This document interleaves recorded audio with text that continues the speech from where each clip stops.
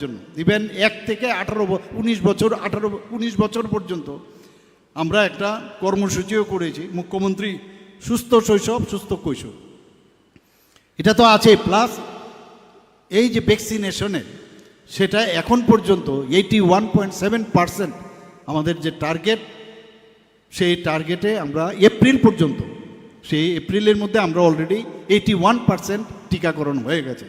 আর মুখ্যমন্ত্রী সুস্থ শৈশব অসুস্থ কৈশোর, এই যে 1 থেকে 19 বছর টিকাকরণ, ডিওয়ার্মিং, আয়রন ফলিক অ্যাসিড দেওয়া, পুষ্টি স্বাস্থ্য ব্যবস্থা 100% এই ফেজে চলছে। এটা এর আগের বছরে 100% আমাদের যে টার্গেট ছিল সেটা সম্পূর্ণ হয়েছে। এইবারও বলেছি সেটা RBSK অর্থাৎ রাষ্ট্রীয় বাল স্বাস্থ্য কর্মসূচি।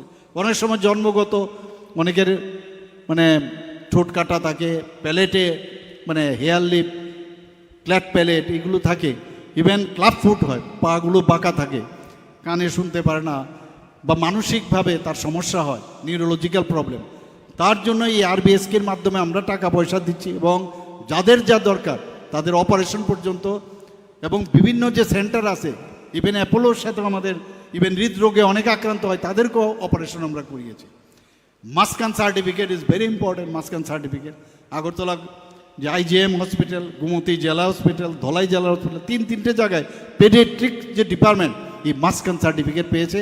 এতে করে ন্যাশনাল লেভেলে আমরা কিন্তু মানে এই যে একটা পুরস্কৃত আমরা হয়েছি সেটা কিন্তু সবাই জানে। এখন আমরা চাই যে আজকের যে এখানের যে আমরা ডক্টর শ্যামাপ্রসাদ মুখার্জি আগরতলা যে সিভিল হসপিটাল এখানে উদ্বোধন তো হলো, কিন্তু এটা দেখে রাখারও দায়িত্ব কিন্তু শুধু গভর্নমেন্ট করবে বা আগরতলা মিউনিসিপ্যাল কর্পোরেশন করবেন সেটা না।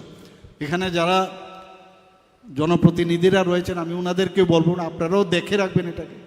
পাশাপাশি এই এলাকার যারা ক্লাবের সাথে যুক্ত, ক্লাবের সেক্রেটারি প্রেসিডেন্ট যারা আছেন, বিভিন্ন সামাজিক সংস্থার সাথে যারা যুক্ত, ওনাদেরও দায়িত্ব যেটা ঠিকভাবে চলছে কিনা, তার নিরাপত্তার বিষয় আছে।